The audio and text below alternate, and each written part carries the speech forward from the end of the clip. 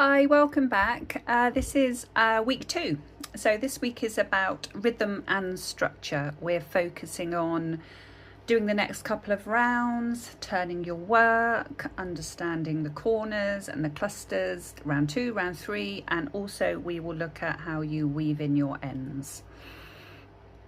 So for round 2, we're going to go on to the corner spaces and joining yarn in a corner space. So I'm going to actually do that in round 3 because I think at the moment we're just going to work on this one, and I think it's a good space for me to show you how to get to the next corner. So we're going to continue with this colour and then move to this colour on round 3. So by now you might have practiced this a couple of times, taken it apart a couple of times. I can't remember how many times I did that, lots. What we're going to do is we're going to hold our yarn however you've been holding it. So what we're going to do is we're going to get our hook and we're going to go straight into round 2. So round 2, we need to start for granny squares. I think the best place to start is always in the corner. And obviously you can see that it looks like here that we have just finished this corner here, because this is the whole gap. I want to get across to this corner, this gap made by the chain 1. So what we're going to do is we're going to slip stitch our way across that, which sort of stops us making a complete stitch. So a slip stitch is we're going to go into our top 2 V's here. So these are the top 2 V's here, going all the way round. We're not going to do that very often at all for this, but if we don't want to change colour and we want to go on to the next round, then the best thing to do is to slip stitch. So don't yarn over and take it through all the way across to the corner. So we're going to go into the next V, slip stitch it out, and then we're going to go across nearly there to this next V here, where actually that is the corner. So what I'm going to do is going to go in the corner there, and then we can chain. So if you didn't see that, let me do that one again. So we had slip stitched into that stitch up there, and now going on to the next one here, you can see that we've got no wool underneath it, and I want to get right into that corner, so I'm going to go under that one completely and slip stitch it there. So now we're going to go on to round 2. So round 2 is we're going to work into all 4 corners. We're going to grow the blanket or the granny square. So get your yarn, happy with your tension, and the first thing to do is to chain those 3. So if you remember when we first started this one, we chained 3. We're then going to do our treble. We want 2 of them. So I sometimes like to just pull it round because we've got to get all of these stitches into this one hole. So remember the treble is, I'm just going to do some yarn there. So the treble is yarn over. If when you yarn over you're worried about it, anchor it with your finger here. Dive into this hole, pull the yarn through, yarn over, pull through 2, yarn over, pull through 2. And now you can see that you've got these lovely treble crochets on there.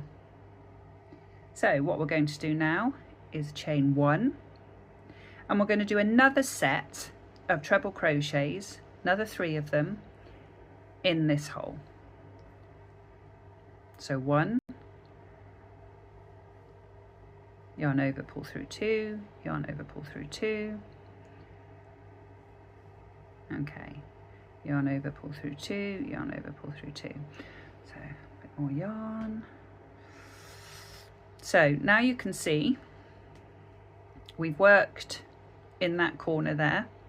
We slip stitched across to it, 3 treble crochets, then we chained 1, 3 treble crochets. So that is all the work done on that corner. So now what we're going to do is we're going to flip over to this corner here. So I want you to do your treble crochet and lean the hook right over into that other corner. So we're going to do 3 of those again.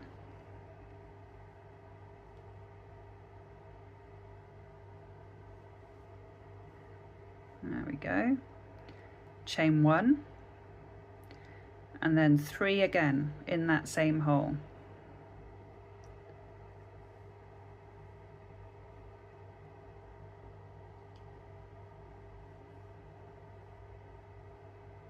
And there we have another 3. So we're going to go and do that in these 2. So I want you to go and practice in these 2 exactly what you've just done there, and I will meet you back at the end. So I am now at my last treble crochet. Hopefully you've managed that okay. If you've had to undo it and go back, it really doesn't matter. Practice makes perfect. So now we have our 4 clusters that we've done in each of these corner spaces you created with the first round. So again, what we're going to do now is we're going to join this in the top of the 3rd chain here, and this is the chain 3 you started it all with. So you're just going to push that into there. So in it goes. You're going to make your slip stitch. Pull your yarn through, take off your hook. I can see my middle has opened up a little bit there, so I'm just going to pull that one nice and tight again. So now you can see that you have created a square, and as your tension gets better and things work, you will have, you know, more of a square.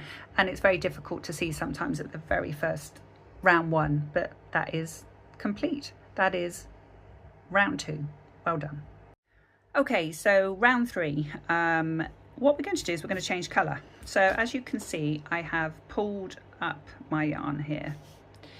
So I'm going to cut this off, leave a bit of a tail because you want to wind that in. And what I'm going to do is I'm going to loop it through, and I'm going to pull it nice and tight on the top there. Leaves a little bit of a knot and leaves you with a sort of long tail to sew in. I'm just going to snip a little bit of that off there. So that is joined now, and you can see if you pull it, it will go any way you want, but you want this lovely corners here. And the corners with your chain 1s are quite small, but they're definitely there. But you've also got these side spaces now. So that's what we're going to work on. We're going to work on round 3. So changing colour. So I am going to change to this colour.